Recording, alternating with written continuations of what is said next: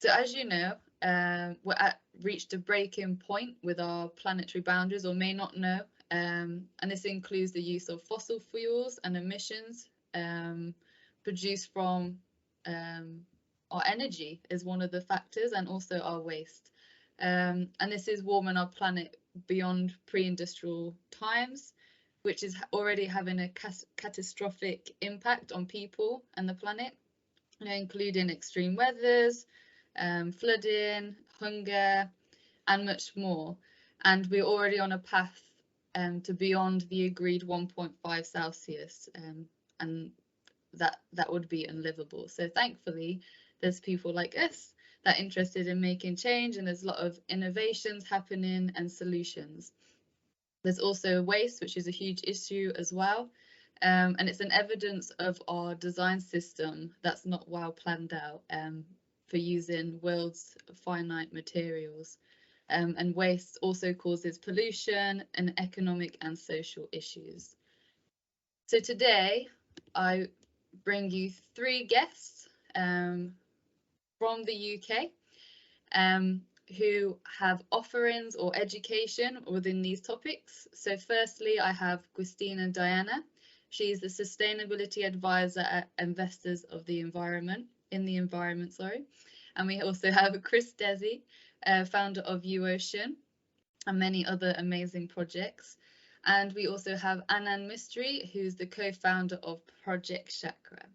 So without further ado, I'd like to pass you on to our first speaker, Christina from Investors of the Environment. Thanks, Christina.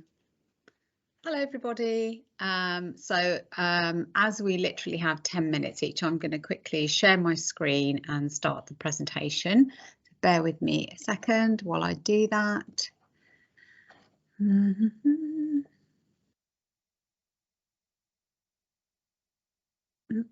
There we go. Okay, can everybody see just the main Investors in the Environment title screen? Okay. Yes, somebody needs to unmute and say yes so that I can hear. All good, Christina.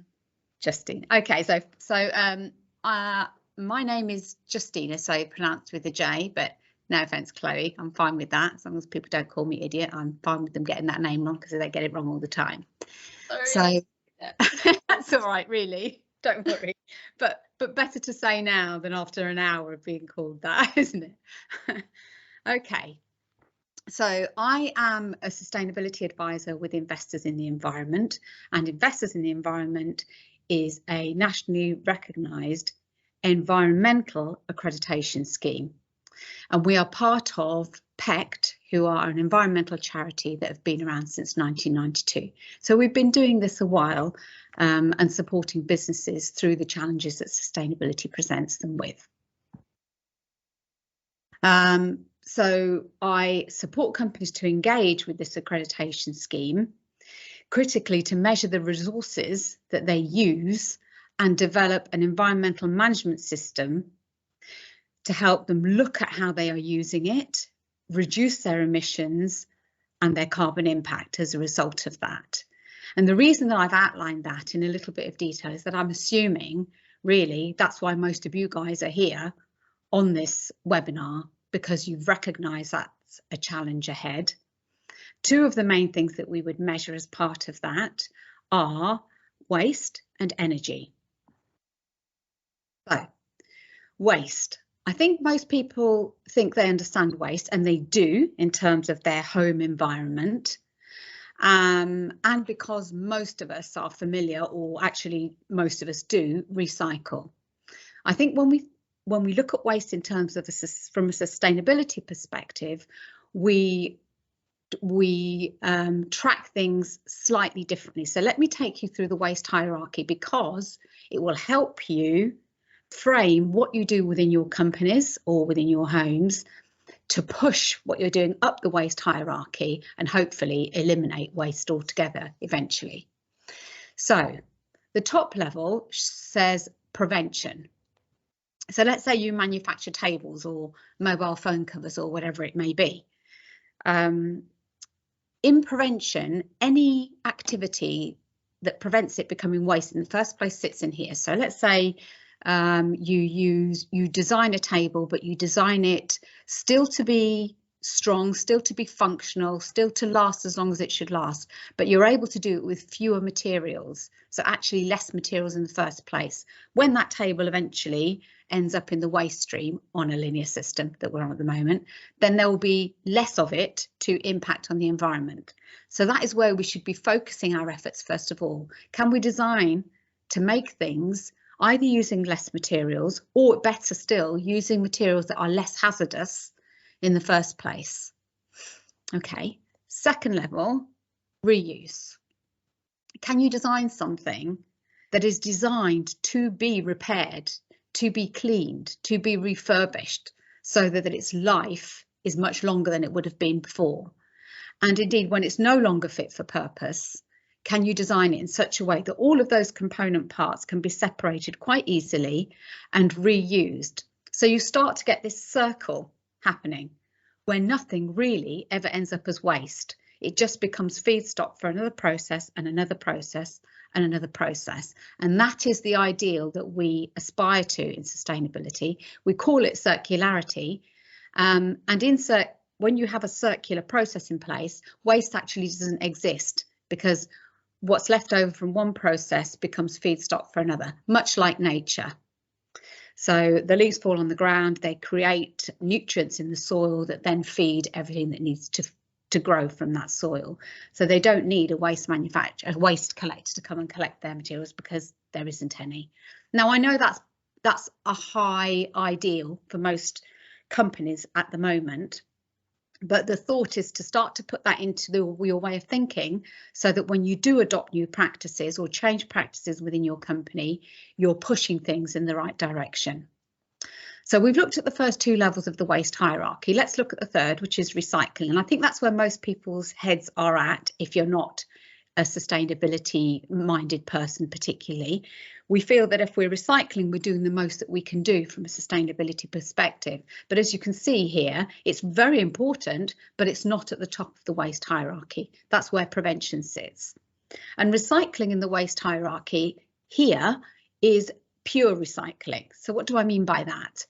If you have a plastic bottle and that bottle is put in the recycling waste stream, it goes to a waste processor that then creates rPET, which is recycled PET plastic. And then the bottle manufacturer buys that and makes it into another plastic bottle. Because it is a circle that creates a product from which the material came, that is where recycling sits. If material is being collected and used for something else, like the next level, which is other recovery, in there sits any sort of burning of materials, of waste. If waste is incinerated and from that process we gain something that we use, like heat and energy to power homes and businesses, then that sits in other recovery. And then finally, the one that we try to avoid completely is landfill and incineration without any form of recovery. Okay, so I hope that wasn't too detailed for you, but let me bring it back down to home. What can you do within your company? And what is a waste system? So a waste system within your company means that simply you are understanding what comes in, whether it's materials, whether to create your products, whether it's paper to put in the photocopier, etc., whether it's food and tea bags or whatever it may be. Understand what comes in. So implement a waste system which logs that. Have a look at how it's used, and then critically have a look at how it leaves the company, and what you have in place currently to manage that waste. Do you have a waste management company that comes in, collects everything in one go, takes it away, and in theory is supposed to sort it out for you? And do you, as a minimum, probably have a recycling stream? So that's separate to the normal landfill waste. And then within that, perhaps look a little bit further when you've got a look at how you're managing things at the moment. A really good example is tea bags. When people have their tea, they usually throw the tea bag in the normal waste if there's nowhere else to throw it. But you could very easily implement a food caddy and separate that waste from your general waste. And then when you've got something in place, keep checking, because what will happen is it will throw up the pinch points or the areas that need attention, and that will give you then an opportunity to tackle those and minimise your impact further. Okay, energy. Wow, that has become such a huge topic. Already was huge because energy accounts for 73% of global greenhouse gases. Those are the gases that are leading to the warming that Chloe alluded to earlier, that 1.5%. So it stands to reason if you can tackle the bit that's being the biggest impact of that, then hopefully you can have the biggest impact in reducing it further. Within your company, what can you do? Probably the most important thing that you need to do is implement an environmental management system like the one offered by Investors in the Environment. We offer a whole suite of templates, so you don't have to reinvent the wheel, and it minimises then the amount of effort and resource that you have to put into this. Think about where you're buying your energy from. Can you buy it from a green source? And think about, which the environmental management system will help you do, think about when it comes into the business, you probably know already, top line, we pay this amount for electricity or for gas or for fuel for our cars. But when you're looking at, say, something like electricity, have a think about where it is going. Is it going for machinery operation if you make things? If it isn't, is it going more on the heating? Is it going more on the lighting? Because then when you've discovered where the bulk of it is going, you can focus your efforts on that particular area and minimise not only the costs to the business, which is now a big risk because none of us can absorb these costs without any consequences. You can reduce your costs, and you can also, as a consequence of that, reduce your impact on the environment. And when you have that in place, regularly check what the usage is and then focus on the changes that automatically throws up for you. And a little pointer, which is really helpful, I think, we normalise the data that we help people manage, say by full-time employee or by product produced. When you start to think of your actions and where you can make reductions, start thinking about spaces rather than people. Quick example, if you're going to turn the lights on at the office, you turn them on whether there's one person in the office or whether there's 50. It makes no difference. So you could perhaps look at isolating where you can turn the lights on so that you don't incur that cost, and then you can reduce your impact. So I am already up to time, but I would like to leave you with one final slide. Why bother? Okay, now I'm hoping that from what Chloe introduced us with the few lines about the global warming, that you guys have heard about the issue, so that you're joining partly because of that. And I think most companies are minded to do the right thing, but they don't know where to start, which is where Investors in the Environment comes in, because it can help you through that process. But what are the main drivers for you? Number one, legal compliance is going to become ever stricter. It's already become strict, but it will become stricter still because the country and the government have targets to meet. Financial. Wouldn't it have been great if you were already generating your own green energy somewhere? You would not have been subject to these price rises that we're having at the moment. Not everybody can do that, but you need to future-proof the business against the impacts that will result from the global warming that we're seeing. And then reputation and consumer trust. I'm sure all of you, or many of you, certainly from the people that I'm speaking to, are already experiencing the, yeah, we want to bid for this piece of work, and then the people that you're bidding for the piece of work from will ask you about what you're doing about sustainability, as will your consumers. People are being more discerning about where they spend their money. So with an accreditation scheme like Investors in the Environment, not only are you guided through what you need to do, but you can demonstrate it, and that's what you need for these two areas. And finally, it's a great way to engage the team. The legislation, or the rules around sustainability and what happens in the company clearly have to come from the top, and it needs to be demonstrating that senior management team are on board with this. But the people that will really make it happen are the people that work for you. So there'll be lots of ways that you can engage with them on this to help you achieve those goals. Very happy to take questions after the session, or indeed email me individually if you have a deeper conversation that you'd like to have. But that's me done. Thank you very much, Justina, and I'm very sorry for my pronunciation. I know I asked you and I still got it wrong. Like a My J, mind's like everywhere. a J. There we go. Apologies for that. That's a huge thing, so my bad. All right. Thank you very much for your presentation, and I love the fact that you started with the touch of the circular economy and how the world actually works, starting with prevention. And I think that's something we can all look at, even if we don't have the funds, you know, behavioural change and prevention. So that's great, and it leads us perfectly into our next speaker. So Chris from UOcean, if you would like to come on. Thank you very much, and thanks again, Justina. Hey Chloe, how are you? I'm good, thank you. How are you, Chris? Good, good. And it's Chris Desai, Chloe, not Desai, just to put out. Wow. I'm joking. I'm doing very well today. I even like check before I come on and I still managed to get it wrong. My excuse is this is my last week and I have many events, but there's still not a good excuse, so I do apologize. It's fine, it's fine, it's fine. So I'm going to open up my screen so you can actually see my face, because I find it very strange talking to blank screens that say CEGDW. So there we go. Hello, hi everyone. Good. I know you can't say anything because it's all muted. So yeah, welcome. I'm the founder of the UOcean project. We are a national organisation, actually a global organisation, that basically starts the conversation around plastics and pollution.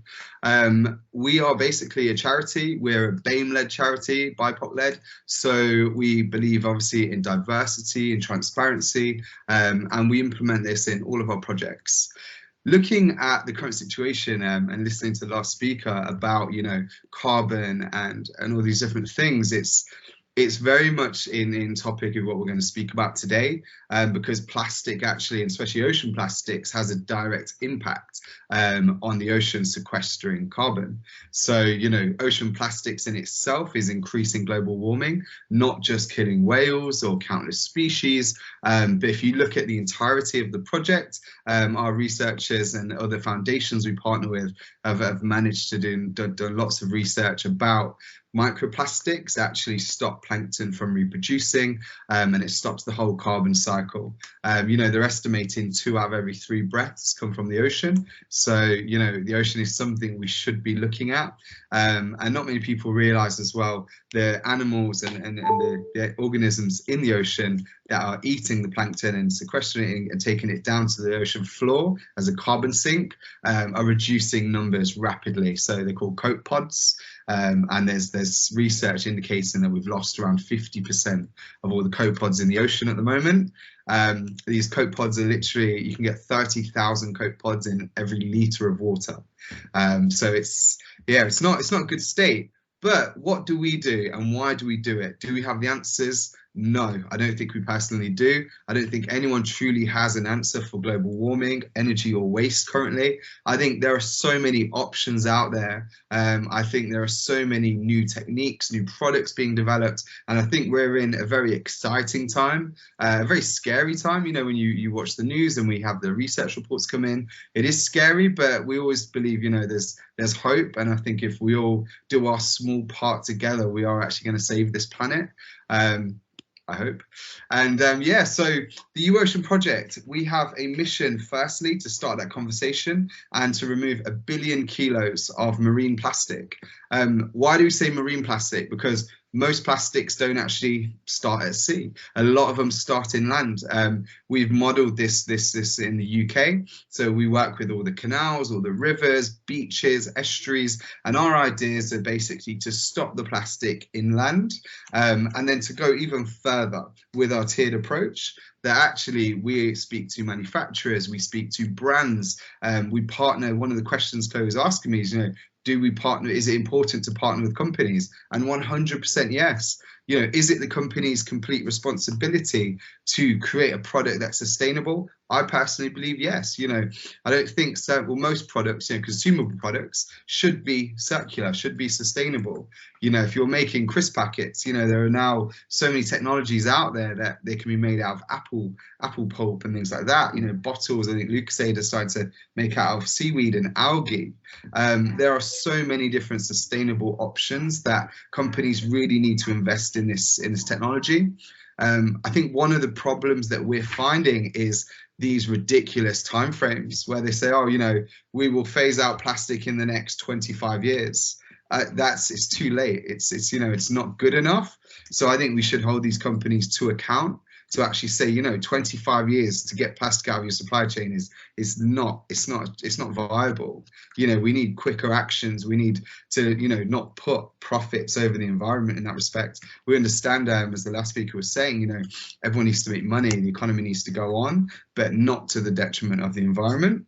So what have we done? We've been going in the UK now for 2.5 years. In that 2.5 years, we've removed over 30 million pieces of plastic from the waters around and on the UK. We've got 4,500 volunteers. We work from schools to voluntary chapters. We've got 18 chapters in the UK. We're actually opening up another 150 chapters this year, which is just mind-blowing. Globally, we've just launched into the Caribbean as well. So we've got from Barbados to St. Lucia and going down to Guatemala and places in South America, which have huge problems, obviously, with the management and the mismanagement of plastics.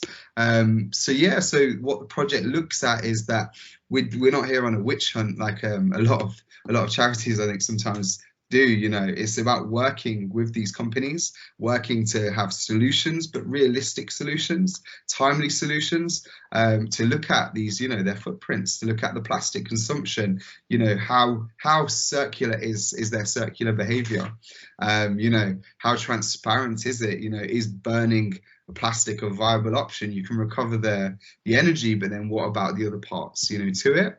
So our idea in a perfect world is to be more sustainable, as in compostable and things like that. And it's just more about working, having them conversations with children, with schools, with universities, you know, with the next generation, to say that plastic's just not acceptable. You know, we understand there's an application for it, whether it's in the medical industry and things like that. But, you know, in products and consumer behaviors, we need to really start wiping it out. Because when we're out on our picks, which we are like every single week, it's mostly crisp packets, chocolate wrappers and bottles. They are like the 3 most found things that we always find. So it's about looking at the biggest polluters and saying, how can we change these products? How can we work with these companies to stop this kind of behavior and create the tone from the top, to have that sustainable change? And that's really, I think, all I'm going to say today. Have a look at us if you ever want to have a look at the UOcean project and things like that. Oh, our faces. Oh, hello, faces. There you go. Yeah, and you know, feel free to join us, and just hopefully we can add something to the world, you know, and ocean plastics, and yeah, hopefully we can stem the plastic from even getting into the ocean in the first place. Thank you. Amazing. Thank you very much, Chris. And it's exciting to hear about all the chapters you're setting up. And I can personally vouch for Chris. I've done litter picks actually in Leicester, where he's based, but also now as a college we're partnering with Chris to set up a chapter in Suffolk. So if any companies or schools, universities or other colleges are interested in joining us, please do get in contact with us or Chris. We'll send out the details later for if anyone's got any inquiries. But yeah, and this actually again leads greatly onto the next speaker, so Anand from Project Chakra. And we'll talk about a bit more about waste systems in other parts of the world. We are a global world now. We're not just, we're here and over there. So yeah, thank you, Anand. Amazing. Thank you so much, Chloe. I'm just going to share my screen. Hopefully you can all see that. Can you give me a yes? Perfect. Oh, it's just amazing. loaded. Awesome. Yeah, thank you so much, Chloe, and for everyone being here. My name is Anand, and I've spent a lot of time in India working with a social enterprise that works with waste management and women's empowerment. And my current role now is the co-founder of Project Chakra, where we run experiential educational experiences to inspire action and social impact. And one of the experiences that we run is a social entrepreneurship experience workshop that is based on this social enterprise in India and the groundwork that they do in the lives of these women. So this image here is of an image of a landfill in the city that I worked in India. And from a distance, it looks like that there are these like two mountains in the city. But as you go closer and closer, you realize they're mountains of waste, and it's incredibly, incredibly vast. And littered roads are, unfortunately, in some parts of India, a common sight. And there are a few reasons for this. One reason is you'll often see people just throwing waste on the floor without throwing it in the bin. And they can't see how their individual behavior contributes to the wider macro problem. But even more so, because of the sheer amount of waste that's generated in urban cities like these, although the formal services do exist, because of the sheer amount of waste that's generated, the formal services that do exist simply can't manage the amount that's generated. And as they say, one person's trash is another person's treasure. And this waste is seen as an opportunity for women in particular who live in poorer communities in India, where they take to the streets in the early hours of the morning, pick up this waste from the roadside and sell it to earn an income to provide for their family. And this profession is known as rag picking, and it happens in the very early hours of the morning. And there are a few reasons for this. One is that it's a lot cooler at these times compared to the afternoon India heat, so it's easier for the women to do this type of work. There's lots of cars on the road, lots of busyness in the road in the daytime. So again, in these early hours, it's less disruption for the women. But even more so, again, the main reason is there are less people around. And unfortunately, this profession isn't seen in a really positive light in India, and these women aren't respected for the work that they're doing. So one of the main reasons why they go at this early hour is to essentially avoid seeing people.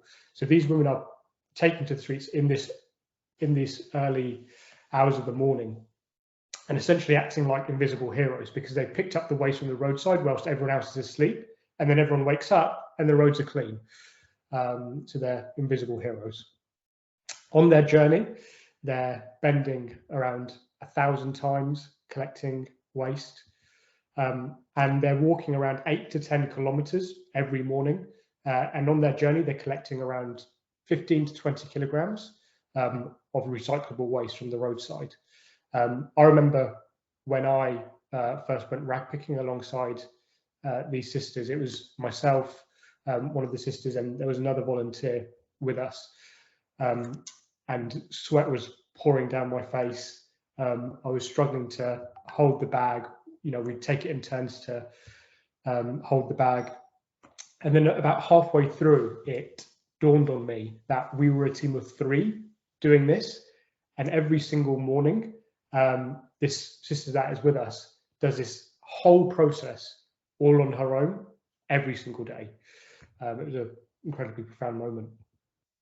And then once they've collected their waste, they take this waste back to their own homes and sort it into different materials, so plastics, papers, cardboard, etc.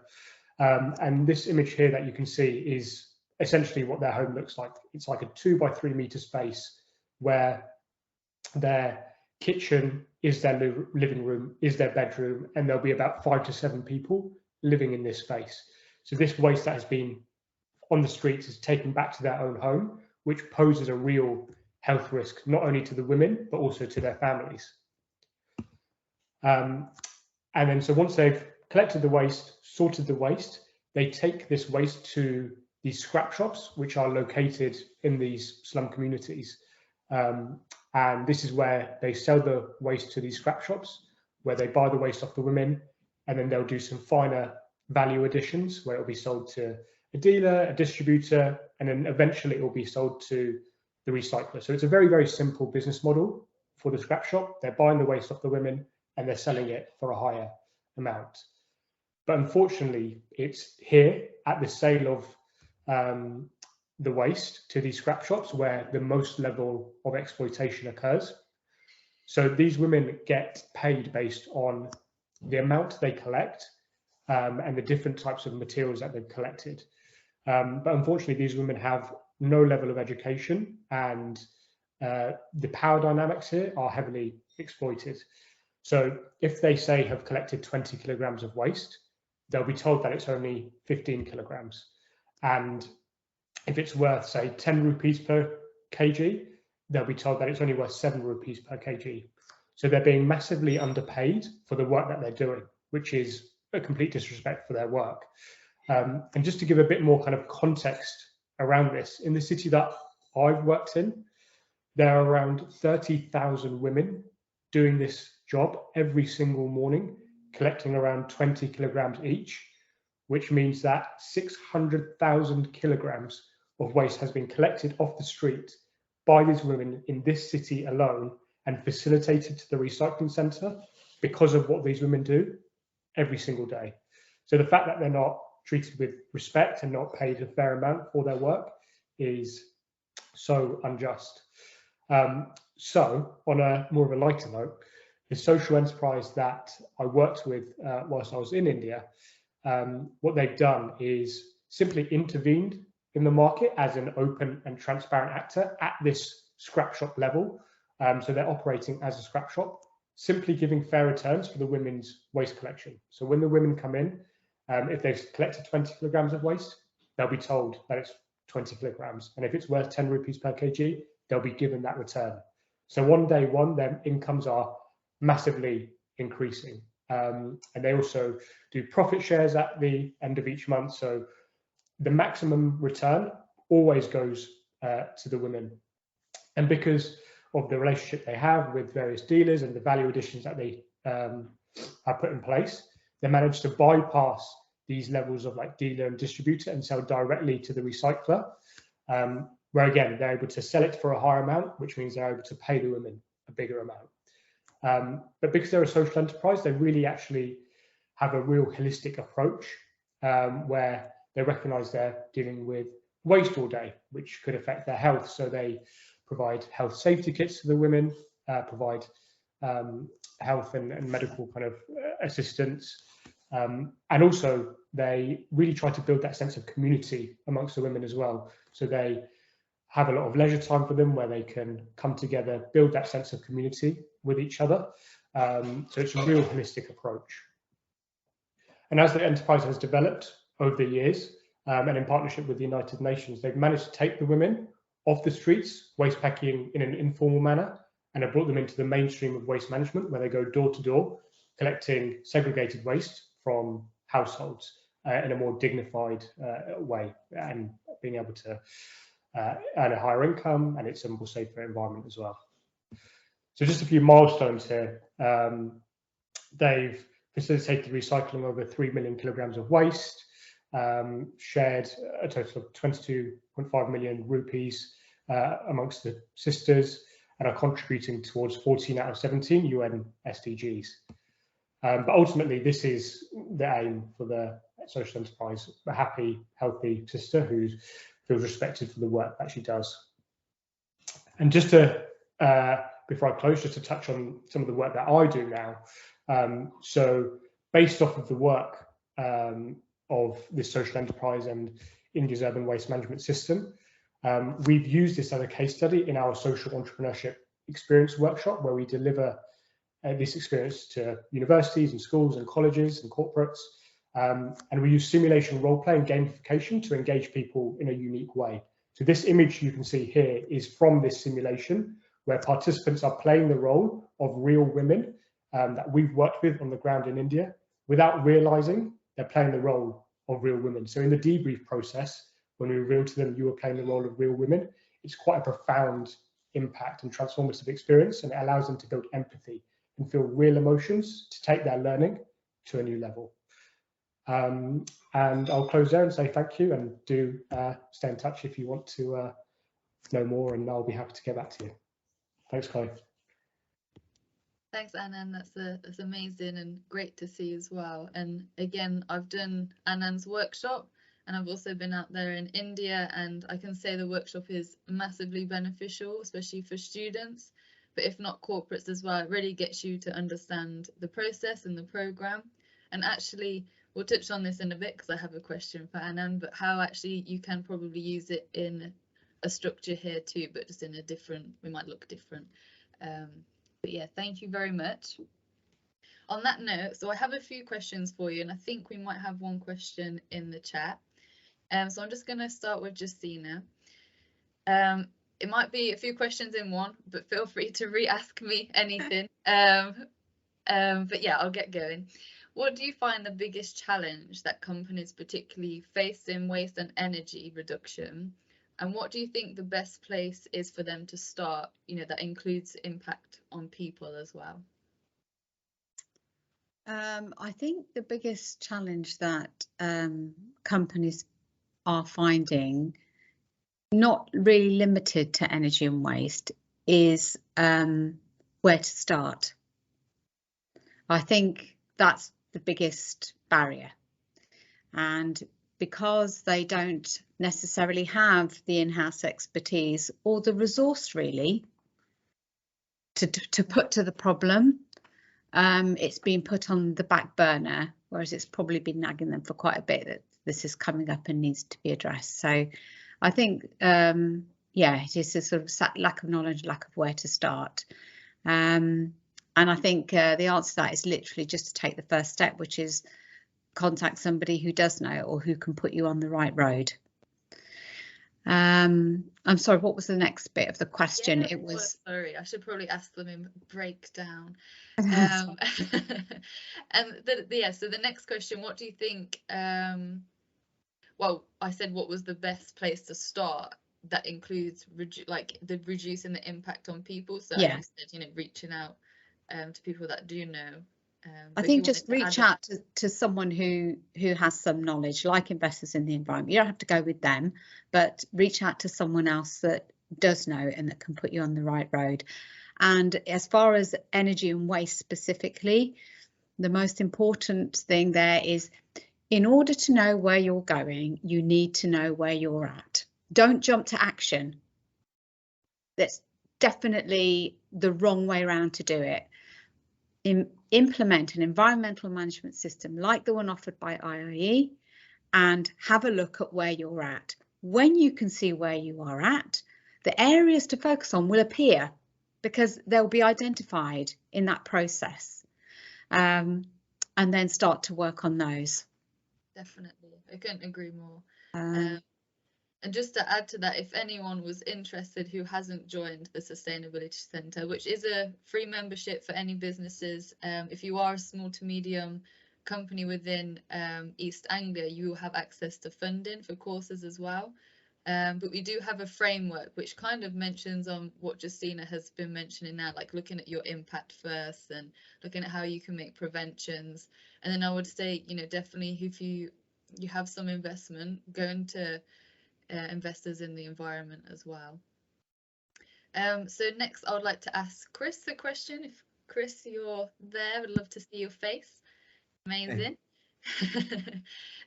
So I'm going to break this down, otherwise you're going to have loads of questions in one again.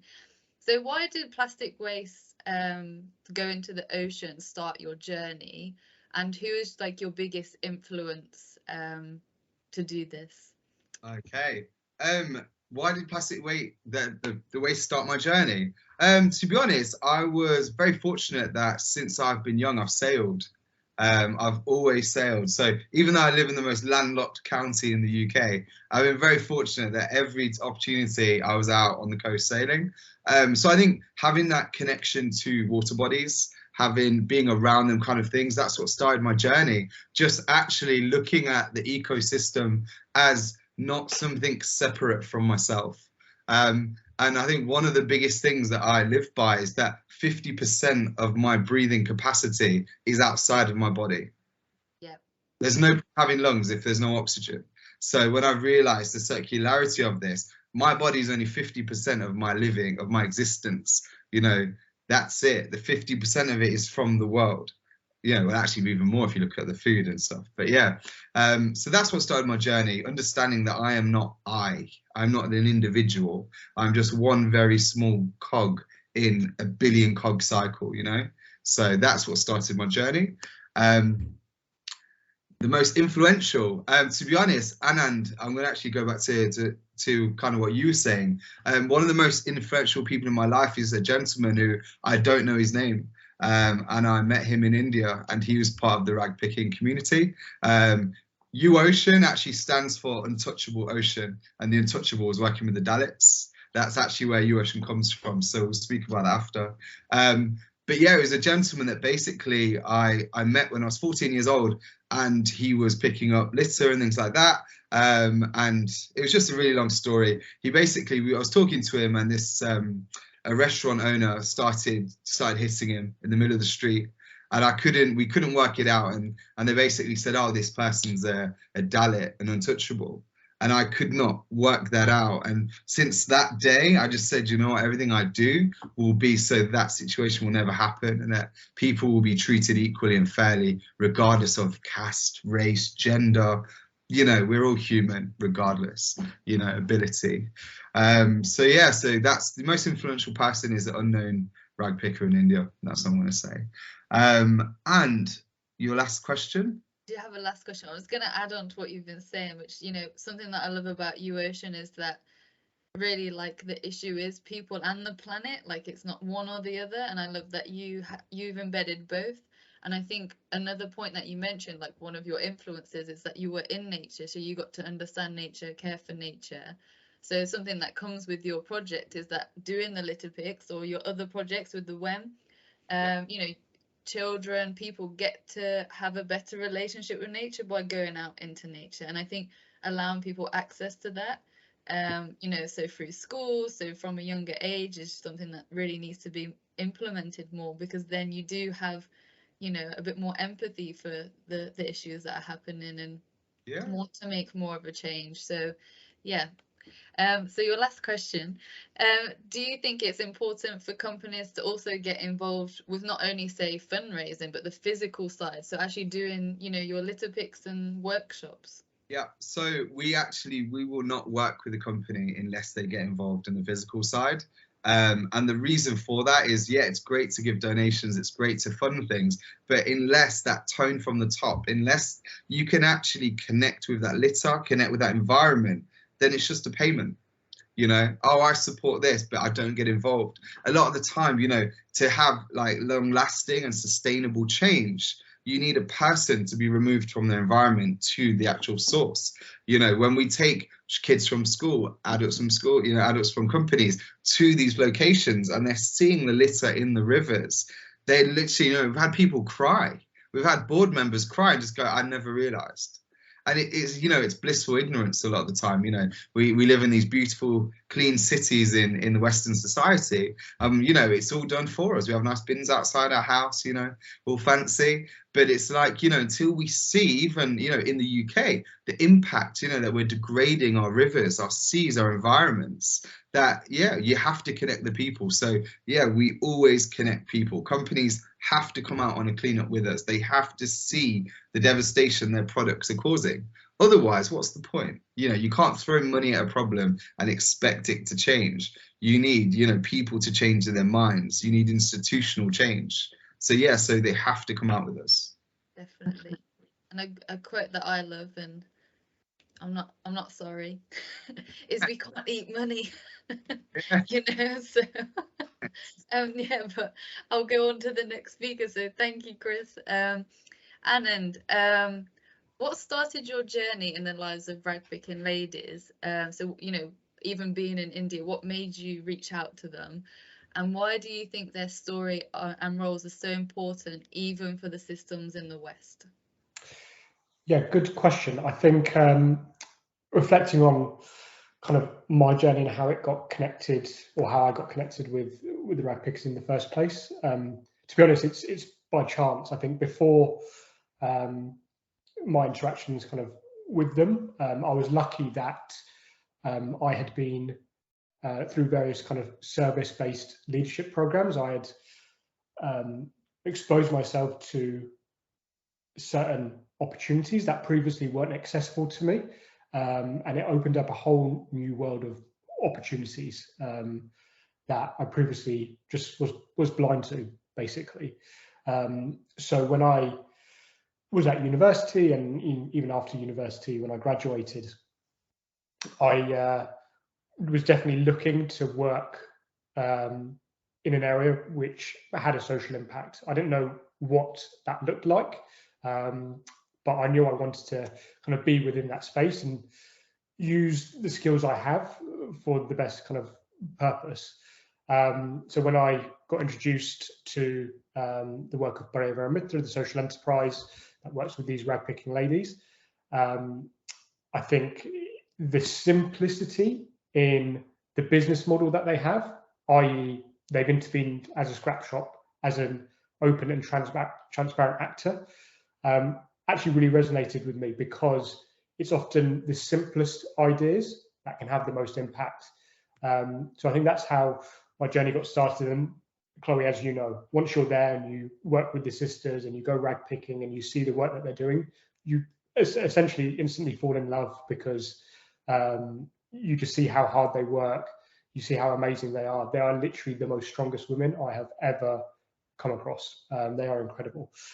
And then the kind of second part of your questions around how it's important, even kind of for systems in the West, I think it's an interesting question, because the systems may look different, but there kind of will be similarities in the systems that we have. So India's urban waste management system is an extreme example, right? It's very extreme. But reflecting on questions like, where do the power dynamics lie in the systems that we are a part of? Who is getting exploited in the systems that we're a part of, knowingly or unknowingly? What is required to intervene and positively disrupt the systems that we're a part of? I think are important questions that we can learn from the example of in India, with what Bareva and Mitra are doing with the social enterprise, and apply these kind of same thought processes to the systems that we are a part of in the West. I think maybe just an example is currently in the news at the moment is around the cost of living, the rise in energy prices, the rise in fuel prices, and yet these things are happening, but these big corporates and their profits are increasing at the same time. So clearly something is going wrong, right? So we can reflect and ask the same questions that we're asking in India in our systems as well, I think. Yeah, absolutely. And I think as well, especially particularly here in the West, a lot of our issues are quite covered. They're not as transparent, they're not as out in the open. And I think, it's very important, I think, especially like through your workshop, to see them issues and be able to reflect them onto ours, even though it does look different. So yeah, thank you very much for that, Anna. And I agree that, the women are so inspirational, and you learn so much from them as well. And it's just such a shame that they're not given their praise for what they do, and the respect, I think, because we need them. It's like like systems like that for farmers, food we need to eat, they're always below the corporate or the profits. Yeah, I will say just on that point, so Chloe, attitudes are changing for sure, especially amongst like the youth in India. It's really positive. So I'm really positive for the kind of the future. Amazing, thank you. Just a quick, if Izzy is still here, the answer is yes, absolutely. Please get involved. and contact me. I'll email you anyway. Thank you for your email, to get you involved with the UOcean project. And that can be with us to start with from the college. And if you were interested in a charter yourself in Norfolk, I'm sure Chris will be massively interested in that too. We only have about 6 minutes. I have a question from Duncan, and then I have a final question for my speakers, just a quick answer though. But from Duncan, did you want to ask Duncan, or do you want me to ask for you? Well, Alan can read it, so. Yeah. Oh, it's just for the other speakers. I can read it out, and then, but Anand, it's for you. But anyone else, feel free to get involved after. Does the value of the recycling, which allows the women to earn money, not have enough value to deter it being thrown away? Whilst we pay for removal of recycling, it still incurs a cost for us to dispose of it. We are aiming to increase the percentage we recycle, and our difficulty is engagement of those that throw away the waste. You're muted, Anand. Yeah, really interesting question.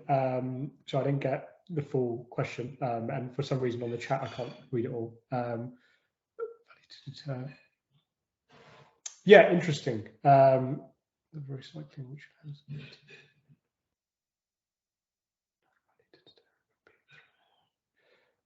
Sorry, I'm just reading it again.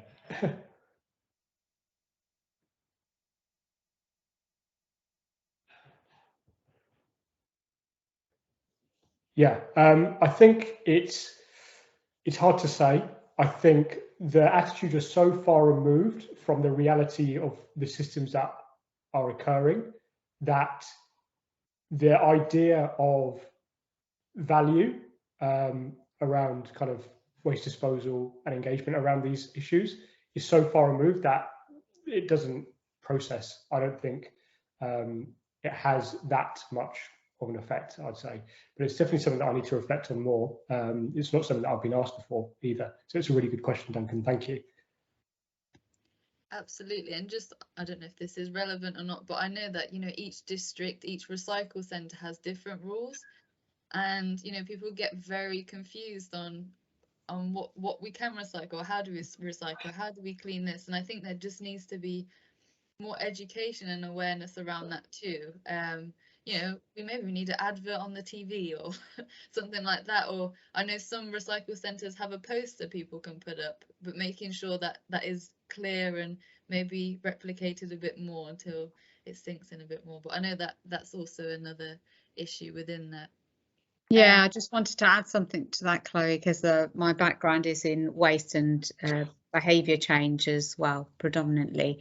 And certainly when I was working with I worked with Coca-Cola as their recycling campaigns manager for GB for about 5 years.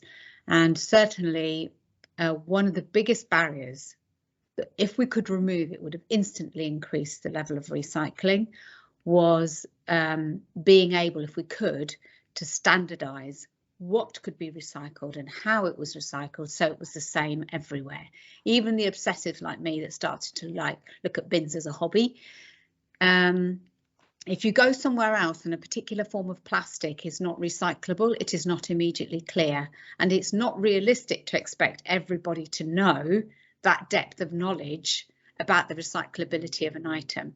So the best way to do it, because government is obviously decentralised, there is a pushback against doing it, but the best way to do it is that wherever you are, whatever you do, it's the same. So it just becomes embedded automatically. So that is a real challenge, especially around plastics, as there's so many different forms of plastics. Yeah. Definitely, thank you for that. So just to end, this is a question for all three of you. And all I want is just some quick whiz answers, just some one word. So the first question is, what do you think the biggest barrier is for reducing waste and being responsible in the way energy is used? And then what do you think the main ingredient or ingredients is for both companies and individuals, you know, to start making some change? So we'll go in order of the talk. So we'll start with Justina. So I would say the answer to the first is knowledge, and naturally then the answer to the second is education. Either that you procure yourself or provide for your workforce. Thank you. Chris? I was going to say, I agree with that. I think that knowledge is a key thing for preventing, obviously, a lot of situations, but I'm less hopeful in that respect. So I believe it's legislation. At the end of the day, you can educate people all you want.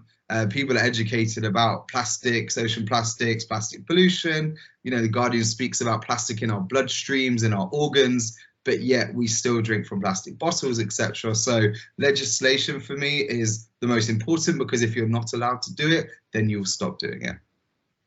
Thank you. And Anand?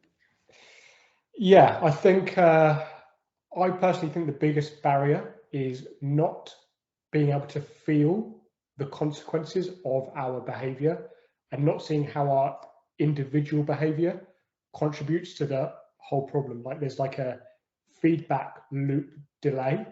So we can intellectualize the problem, sure, and that's great. But when we don't directly feel the consequences, I think that's where there's a problem, because we don't tend to take action as a result before that point. And I think for companies, I think, again, because of the systems that we live in and what incentives are in place, I agree legislation needs to be embedded, but thinking about new system incentives, so how can we use legislation or systems change to incentivize more responsible behavior? Perfect. Yeah, and it's like the saying, when the fire is not in your garden, so you know you're not aware of it, but the fire is in our garden. Exactly. But yes, I want to say a huge thank you for all our talkers today. I will be sending out a link for the recording and contact details if anyone's interested in the projects we've mentioned today. And if you have any questions, please reply to that email and I can forward them on. Thank you for all our guests who have attended, and have a lovely rest of your week. The next webinar for this series will start again in September. But yeah, thank you very much, and we'll have a YouTube channel for all the other webinars that we've previously had as well. So guest speakers, if you wanted to stay on, I'll stay on for 5 minutes after if you wanted to just have a debrief, but if not, then I'll see you soon, and thank you very much. Take care. Bye. Thank you.